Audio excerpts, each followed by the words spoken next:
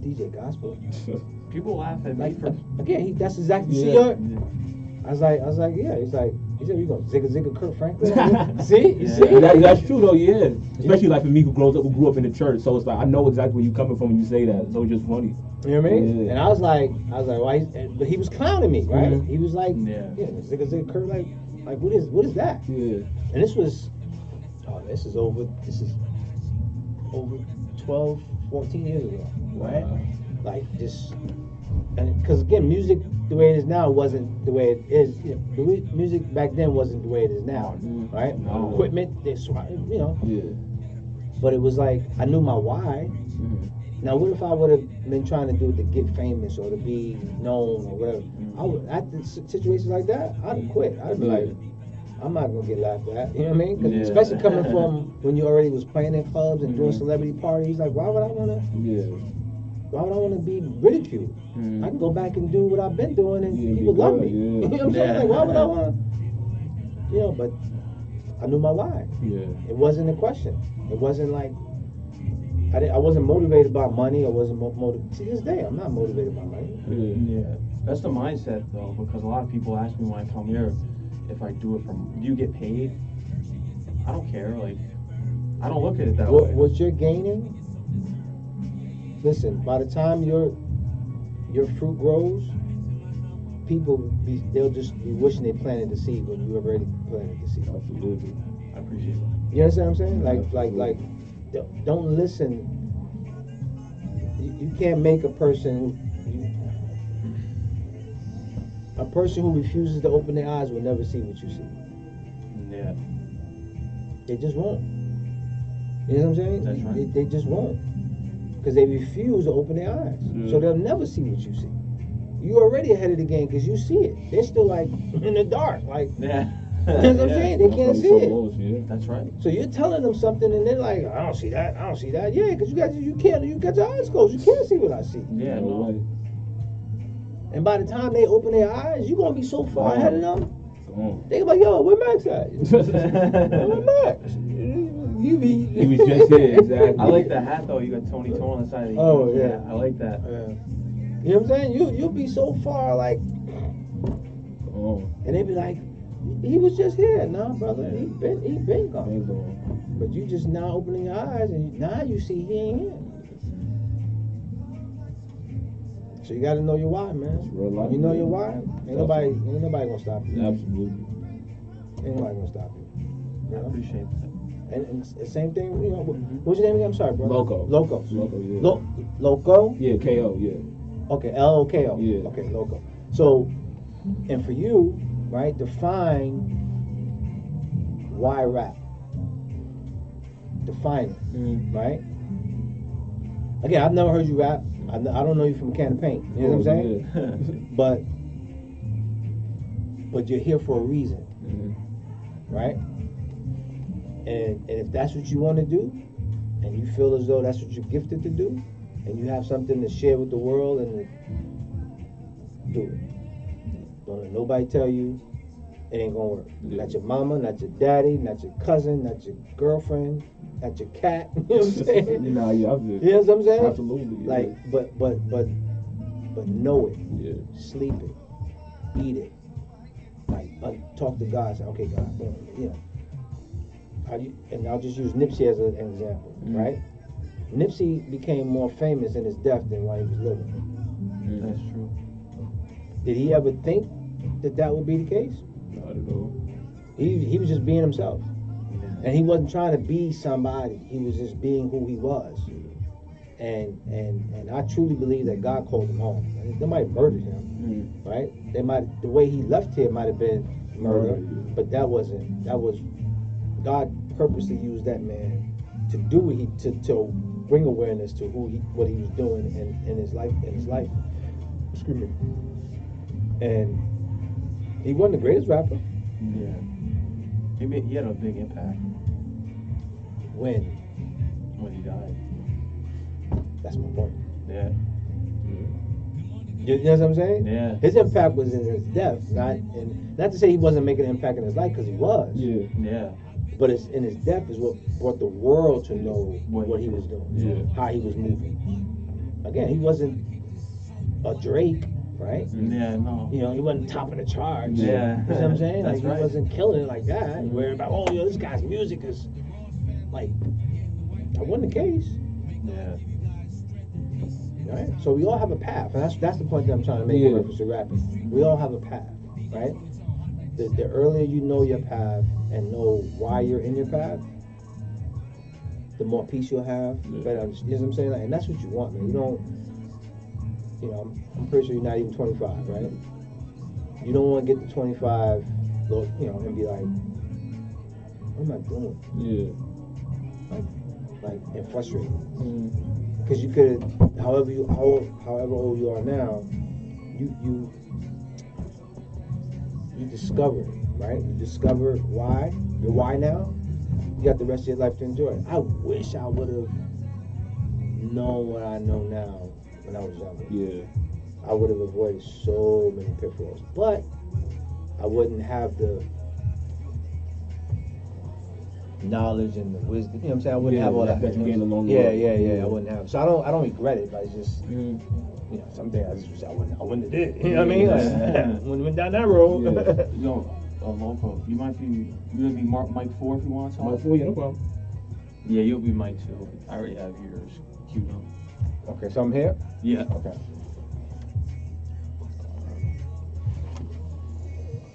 Which one is 4? Oh, this one right, the one at the end. Yeah, right there. I see how many people sign on. Sometimes I'll shut my live off. I don't know. It's being vain, though, right? Oh. Because one person that's willing to rock with you is enough, right? Yeah. Nah, real talk. Listen, I get a It few is. people on Sunday morning, I'd be surprised. Like, you know, hey Wanda, you know what I'm saying? Like, she's one of my faithful. I get a few people jumping on. What's good, people? What's good? What's good? It's always that important to have the most loyal. What's good? London, what's good? That's Cali in the building. What's happening? I'm at all right, let me show y'all where I'm at. I'm at that's my man Max. That's right. DJ Tony Tone's in the building. Local That's Warbucks my man is in the Loco building. over there. Left Rack City, Queens. You know what I mean? I'm at St. John's University. We about to do a little interview. Mm-hmm. They felt that your boy was worthy of an interview, so, you know, we don't get on this radio. Mhm. College radio. I love it. That's right. I love it. All right, let's get to it. All right, let's go. I'm trying to fix this thing. Y'all can see me? Let's get it. I think it's so vain sometimes, and I be just, it's just me. I'm going to try to read your questions. I'm going to try my best.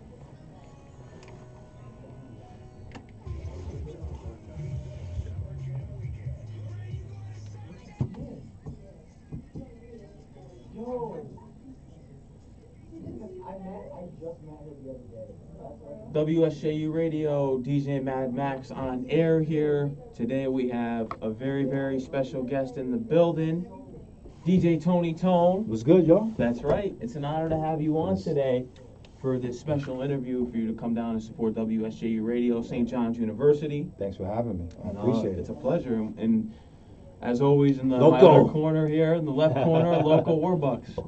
Local Warbucks in the building, Left Rack City, Queens. We are here. Okay. That's okay. right. So how you doing today, DJ Tony Tone? I'm good, man. It's an honor to be here. I appreciate you reaching out and bringing your boy. I live in Queens now, but I'm from the Bronx. That's right. Shout out to the Bronx, you know what I mean? Mhm. But I live in Queens, so St. John's is my school, you know what I mean, in Mhm. reference to, college, St. John's, Mark Jackson, Walter Berry, you know what I mean? So Yeah, you were telling me about this. yeah. So it's a good thing. It's a good thing. It's a good thing. Now tell me, when was the last time you were here exactly again? See, now you're trying to get me in trouble. Listen, already you're trying to get me in trouble. No, I'm not doing that. No. Then y'all try to figure out how old I really am. But it's been a minute. It's been a minute. Certain buildings wasn't in existence. Yeah, I know. Believe that. Facts. So we all know that you grew up in South Bronx, Mhm. and you grew up in a music diverse home. Yeah. Listened to many genres, especially gospel. I know Michael Jackson was also a huge influence on you as well. So Mm-hmm. tell me when you really wanted to become a DJ. I knew at 12. Mm. I knew at 12. back in those days, we had park jams. Y'all don't know nothing about park jams. I've heard of them, like in old school rap songs. I remember hearing about. Y'all don't know nothing about park jams. So, short of the long is, being at a park jam, you see the neighborhood DJ setting up in the park after playing ball all day. And, people just come out and, they set up the equipment and you just see them playing music in the park. And it'd be, a couple of hundred people. That's where you get your Cold Crush 4 and Grandmaster Flash and like all the grassroots hip hop. You know what I mean? That's when right, it first started, Africa Bambaataa, all that stuff. Oh, yeah, right? Planet Rock. Yeah, all that stuff. And so I grew up in that era. So seeing DJs do that, that's when I wanted to be a DJ. And it all started from there. Now, when did you get your name, DJ Tony Tone? I guess back then also, my name is Tony. So I didn't know there was a whole bunch of other Tony Tones, really. The R&B group too. I didn't. No, that's Tony. Yeah, that's right, Tony. But the original DJ Tony Tone is from the Cold Crush Brothers. Again, so back in the days, park jams. Yeah. So it was Charlie Chase and DJ Tony Tone. That's the original DJ Tony Tone. So I always pay respect to that because you never, you never try to claim to be something you're not, right? So he's the original DJ Tony Tone. But yeah, I mean, that's why they call me the Blessed Kept Secret, because I had to distinguish myself from the other DJ Tony Tones in the world. So there's a few of us out here, but I'm the Blessed Kept Secret. That's a fact. I'm the Blessed Kept Secret. Now, what are some other genres of music besides what you DJ, which is gospel music, hip hop, R&B? We all know that. Any other genres that influence you? That influenced me, or well, now I'm on a few other radio stations as well. I'm on in St. Louis and I'm on in Houston. So okay, those are pop and hip hop. Those are Christian pop songs and Christian hip hop songs. So I kind of got into that genre within the last 6 years, maybe, and I kind of like it. I enjoy it. So. And then when I'm doing regular parties, I'll do like old school, 80s, 90s, 70s. But today's stuff, I leave that to you cats. Yeah, I'm not doing that. No, I agree. I'm not doing I think local already knows every week I come on here and I'm like, I don't get this new school hip hop. I don't get it. This man stopped at like 04 or something like that. y'all can have today. And again, I listen. Musically, I like some of the stuff. Musically. Who are some of the artists that you like today?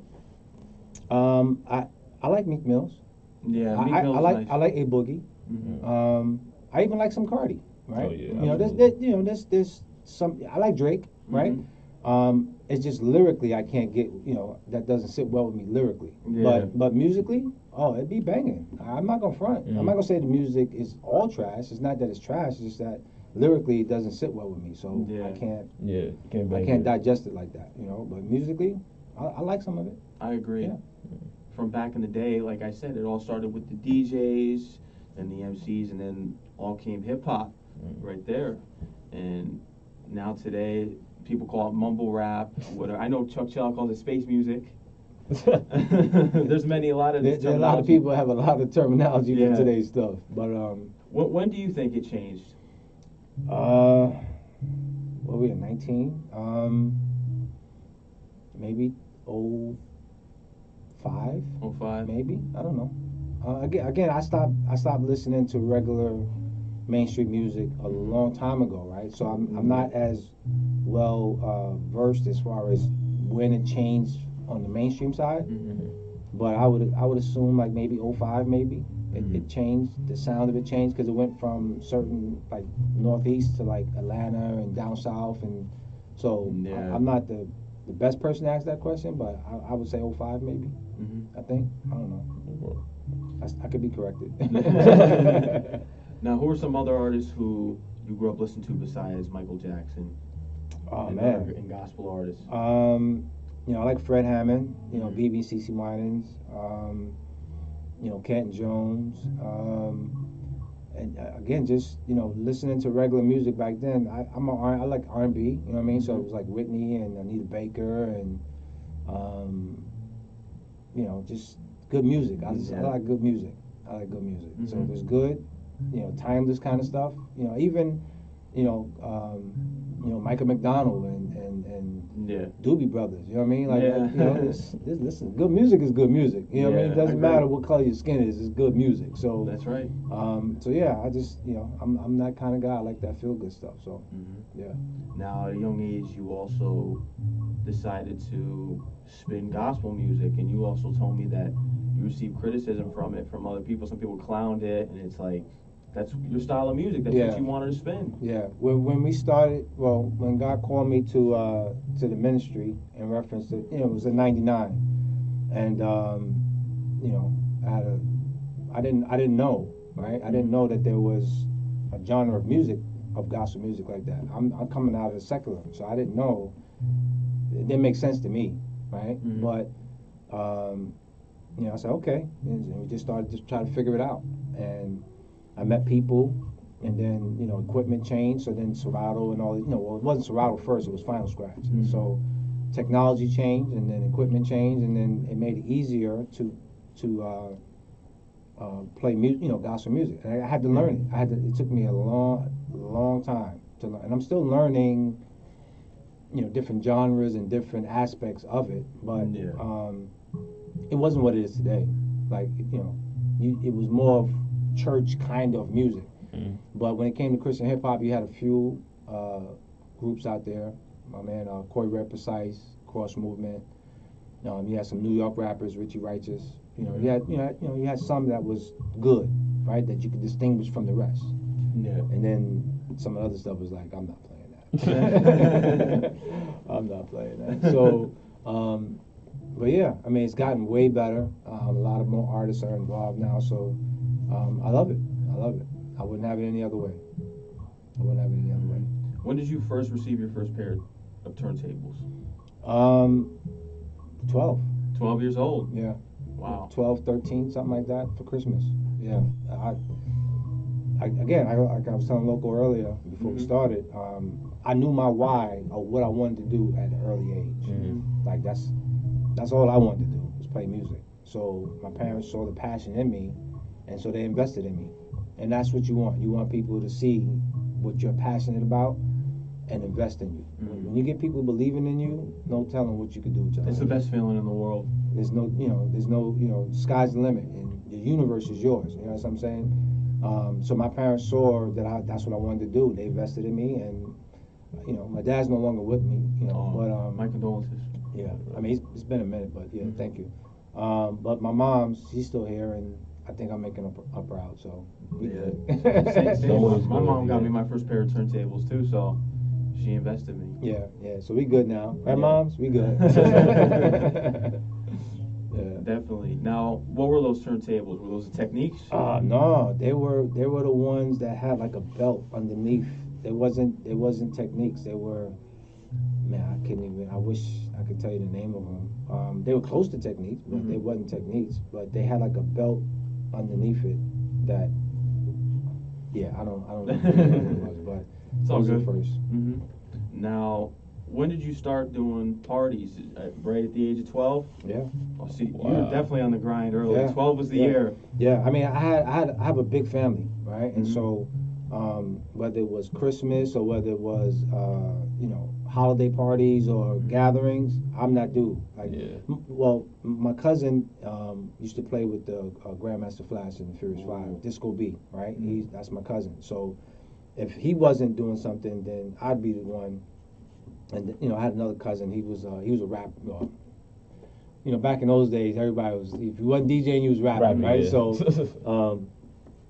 so everybody had their little thing that they were doing, but DJing was the thing for me. So anytime there was a gathering or a party, I'm playing music. Like, so for me, it was never a question. It was, we having a party, Tone's playing. Yeah. And that's how it was. And I just, again, I was that dude. So it didn't matter 50 people, 500 people, 5 people. I'm playing. Yeah. That's the mentality to have as a DJ. Yeah. Mhm. Yeah. Now, what was your favorite event that you did as a DJ growing up? Man, I can't even. I've done. Top 5 at least, maybe? What comes straight off my mind is I did my church had a big retreat in DR, and we took over a club on the resort, and so we went in. There was nobody in there, so we asked them, could we come in and party or whatever.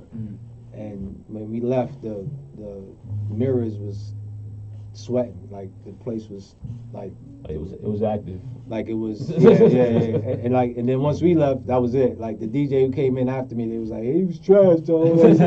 Like you shut it down. He was garbage. I'm like, yeah, okay, So that was, off the top of my head, that was like one of the biggest. I enjoyed it. Like, and to this day, people still talk about that event. So, wow. Certain weddings I did, certain wedding parties. 5 years later, people say, "Yo, Joe, that joint was crazy." So, so I mean, I've done a lot. I've enjoyed, the path. Yeah, and we're all glad to hear you on the radio. Remember, tune in to DJ Tony Tone Show every Sunday morning, 7 to 8 a.m. Please tune in because we need more of your show, Street Glory. Now, describe your path and your journey to Hot 97. Where did it all begin? That's a long story. I'm not sure if we have enough time, but we have enough time. I started out on the street team, so that's what I was telling Local earlier. Like, you know what I'm saying? Like, matter of fact, I think I was telling you earlier. Yeah, you were telling me earlier. Yeah, like, I knew what I wanted to do, right? But I didn't know the path. I didn't know how to get there. But I knew once I got in, you just work. You just work. So I started out on the street team, and I started with WBLS and WLIB first, because they were separate. So when KISS folded, well, there was a merger, and that's when MS, which is the parent company of Hot 97, WBLS and WLIB, when they bought BLS and LIB, that's when we came together. So now I'm on the street team still, but now I'm on the street team with 3 stations instead of just the 2 stations. And so for me, it was just, now I'm around Flex and, Ebro and Enough and Camilo and, and, at the time, Angie Martinez was still there. So, and I think Mr. C was still there and a few people, they were still there. So now I'm around that group, which is different from what I was used to, right? But you just work. Like for me, the goal was just to still work. So I'm grinding. And I started my first opportunity to be on main radio was on BLS.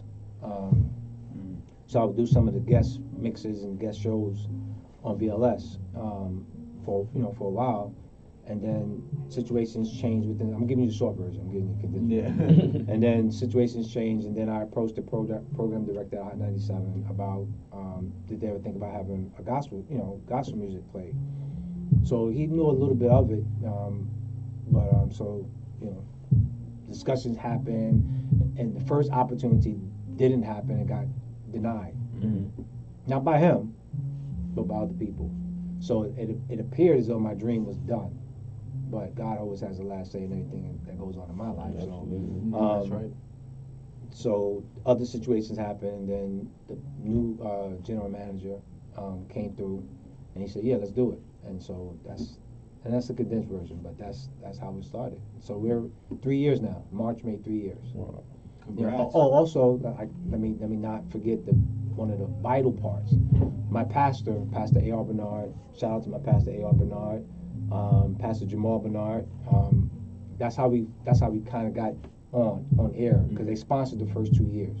So it was me and Pastor Jamal. We had that, I don't know if you go back on Mixcloud and you listen to like the first 2 years of shows, you'll hear Pastor Jamal Bernard. He'll have a piece of motivation message on the show for 2 years. And so the church sponsored the show for the first 2 years, and so that's how we got on, and that's how it started, kind of, right? And then things change, and so now it's just me. But thank God, they still feel that it's valuable to them or to the community or however they see it. I don't ask too many questions. I just do what I just do what I need to do. But obviously they still feel that it's valuable, and so we're still on air. We're still on air 3 years. Congrats on that. Yeah. The funny part about that, right, is sometimes I take a step back and realize that I made history, right? That I'm the first Christian gospel DJ to have a show on a mainstream secular station. 100%. Right? Mm-hmm. I don't think of it too many times because then sometimes you can get a big head, right? Yeah. And my head's big enough, you know what I'm saying? But that's a great accomplishment that I never thought that would happen ever. That wasn't the goal. We need to throw him a special sound effect for that. That wasn't the goal, right? The goal, and again, this goes back to knowing your why. The goal was to just get the music on radio because I knew that the music was good enough to be on radio. That was, I didn't care where they put it. They could have said, we're going to be on St. John's radio, right? I would have took it. Yeah. I didn't care. I just wanted the music to be on the radio. But when God is involved in something, God, he does things big, man. He does things his way and he does things major. So that's where he wanted it, right? I didn't, and again, to me, sometimes I get a lot of flack, from religious organizations or churches or however you want to look at it, because you mentioned Hot 97 and like all of a sudden it's like, because that's not what they're known for. Yeah, they're known for like the mainstream other stuff. Yeah.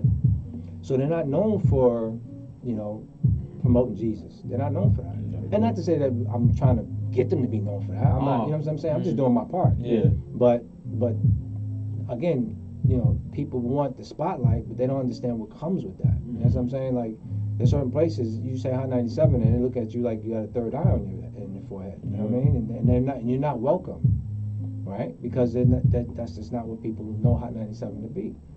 But I had to deal with that. But I'm a little bit better with it now, right? Sometimes I still feel a little ways. I'm like, then y'all haven't heard my shows. I'm like, if you heard my show, then I'm not, But again, I'm forever grateful. Shout out to my program director, P.O. I'm a heavy hitter, so shout out to my heavy hitter family. Right. Heavy hitters. That's right. Enough and Camilo and the whole fam, like, that to me is major. Right? Yeah, it is. Becoming a heavy hitter, I got to throw a sound effect in there. Becoming a heavy hitter. That to me is, let's move on because that I can get choked up on. I'm not for real because that's family. Yeah, it is. That's family. They've treated me right from day one. Mm-hmm. So I got nothing but love for each and every one of them. So it's an honor to be a part of that group. That's great. That's major for me. Now, when did you become a heavy hitter exactly? 2014. 2014. 2014, I became a heavy hitter. That's a major accomplishment. Yeah. So. And he's got the nasty jacket on too. The heavy hitter jacket. I got my jacket on today. I'm like, I'm going to rep today, baby. You know what I mean? So, but yeah, it's as a DJ, right? As a DJ, what you want is to be recognized for what you do. Right? That's right. Being a heavy hitter put that stamp for me as like, nah, you there. Yeah. You know what I'm saying? Like, your skills is there. Like, so to be one is, I just try my best to just make them proud. Like I said, make my pastor proud, make my program director proud, make Enough and Camilo, my heavy hitter family proud. I just want to make those guys proud to say, nah, Tone's good. He's okay. I don't want to be a stepchild in the room. I don't mind being the sixth player coming off the bench. Yeah. But I'm gonna be a Lou Williams or I'm gonna be a Jamal Crawford. You know what I mean? Like I can start, but I'd rather come off the play the bench. role. Yeah.